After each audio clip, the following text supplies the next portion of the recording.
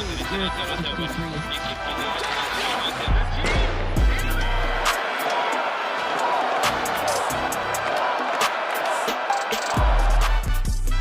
there and welcome to this bonus episode of the Gazette's Hockey Inside Out show. I'm Stu Cowan of the Gazette, joined by former Canadiens defenseman and assistant coach and 1986 Stanley Cup champion Rick Green, and my Gazette colleague and What the Puck columnist Brendan Kelly.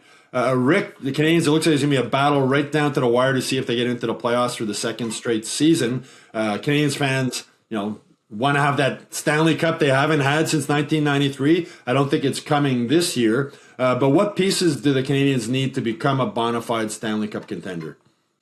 I really would have loved to see them get a bigger, grittier defenseman to play that physical game, but also be able to contribute, on the puck moving side. Also up front, a bigger, grittier forward that's going to get in there. And, Anderson on occasion can do that. And you see the difference it makes with the whole group, but he doesn't consistently do it. And it would be nice to get a guy to initiate a lot of crashing and banging up front. Slafkovsky's a big, strong guy. That's not really his makeup. But, those two areas, a big, gritty defenseman, physical guy, and also a guy up front that can get in there and cause a lot of havoc with his physical play and getting to the net, which is going to be super critical come playoff time. And preferably a right shot defenseman, right, Brendan? Well, exactly. But I mean, I can't agree more with Rick. I mean, it's, look at Toronto. They had the 4 stars and nothing else. Look at Edmonton. They've got 2 of the best players in the world, but they don't have strong D and they don't have enough grit. And Montreal's got all the talent, but it's not enough, and it's not what wins. I wrote a column this week saying they don't have what it takes to win in the playoffs, and I think it's true. They need grit. I mean, and it's the bottom 6. It's just not there at all. Anderson is the one guy. Anderson's going towards the end of his career.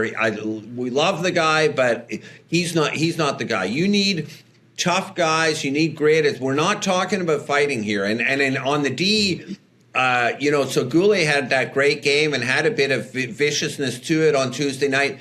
They need more of that. They have almost none of that. I mean, and it's like, I sometimes wonder if Kent Hughes and Jeff Gorton ever watch any playoff games. And I mean, of course, I'm kidding, but if you watch the playoffs, I mean, what are the Florida Panthers? Yeah, they've got talent, unbelievable, but they hit everything that moves. And you also need, and I know it's at a premium to get these guys, but you need a Shea Weber-like guy to clear the front of the crease. They do not have that guy at all. So they have a team that's really like and it was my line just to sort of poke the bear, was saying they're built for 3-on-3 overtime, but they are. I mean, look at what happened on Tuesday night. They kill it. If my joke during the Olympics was if it was the Canadiens in the gold medal game, they would have won for sure, because they're all skill. It's unbelievable how they can control the puck. But in the playoffs, that's not what it's about. They really do need toughness. And again, not talking about fighting.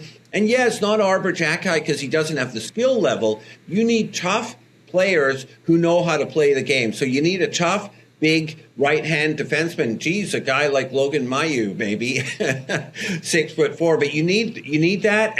And up front, You still don't have that fourth line that's the checking line that goes in, and it was Galley maybe in his prime, but guys who go in and just smash into the boards and get the puck out so it can come to a Lane Hudson or Nick Suzuki or Cole Caulfield, because it's not Cole and Nick or Lane that's going to be smashing people up. And, if you look at what happened in the playoffs last year, I mean, it couldn't be more clear. Tom Wilson single-handedly beat up the whole team, and there wasn't enough toughness. Anderson was the only guy who could sort of stand up to him a bit. And then when they brought in Arbor Jacki in game number 3. So they really need to get that. And the good news is it's not that hard to get. It's easier to get that kind of player than it is to go around and try to find a number 1 center or a 40-goal scorer. Well, Gordon and Hughes, I think, are well aware they need to get bigger and tougher to have success in the playoffs. And I think at the trade deadline this year, they looked into doing that. Just the prices were too high, and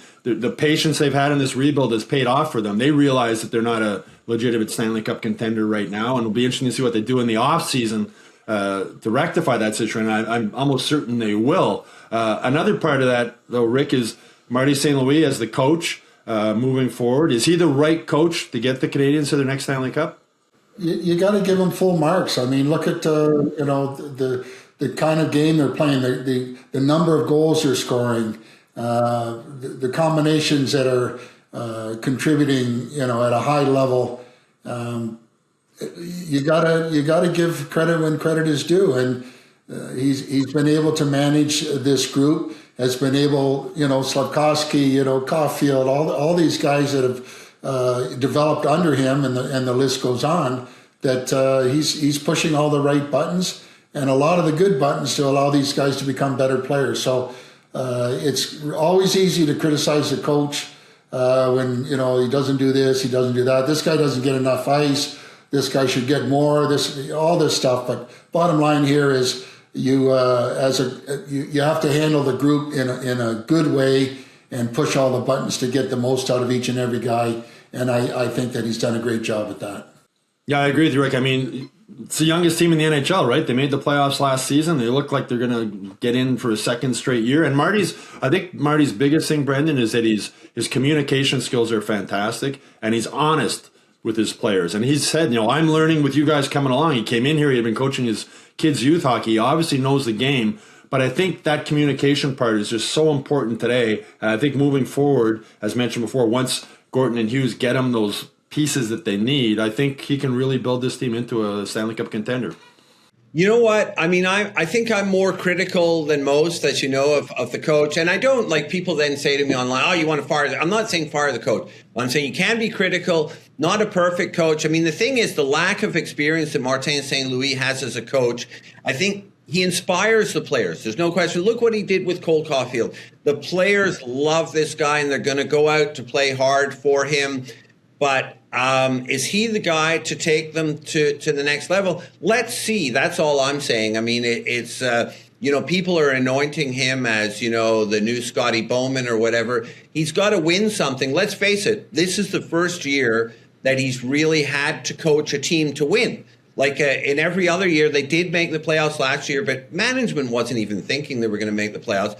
So this is the first year he's coaching to win, and they've outperformed what they should be. But he hasn't had, they've only played one playoff series, which they didn't do very well in. And I think that we'll have to see. I think that he's great at inspiring the players, but I think he has his faults. And I mean, one of the things I would say, and Kent Hughes said that, I think it was last year, was, we asked Marty, do you want another assistant coach? And he said no. And to me, that's a bit of a weakness, because you should probably have better, more experienced assistant coaches to help you out. And look at the problems in defense. You've got to admit that partly that's Martin St. Louis and Stéphane Robidas. I mean, the coaches, well, what do they do? That's part of what they do. Rick, you were an assistant coach.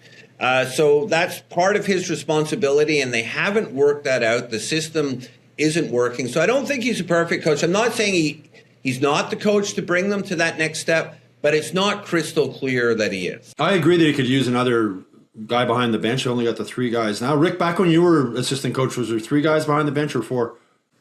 Three guys. Head